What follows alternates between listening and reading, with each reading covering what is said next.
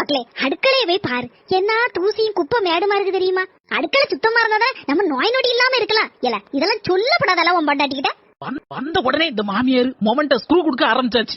அடுக்கலையை இதை விட எப்படிதான் சுத்தமா வைக்க முடியுமா? நீ சொல்லியே கேட்கலன்னா அவன் நான் எப்படிமா சொன்னா கேப்பா? வந்து சேர்ந்தே எனக்குன்னு 4 பாடு போடுறதுக்கு இல்ல பொண்டாட்டிய. ஏத்தே யாரத்தையும் 4 பாடு போடணும்? மறுபோல வந்துட்டியா? அந்த எலி தொல்லை தாங்க முடியல, அதுக்குதான் 4 பாடு போடணும் இந்த எலிக்கு, அப்பதான் சரியா வரும்னு சொல்லிட்டு இருந்தேன். நீனு வந்துட்ட.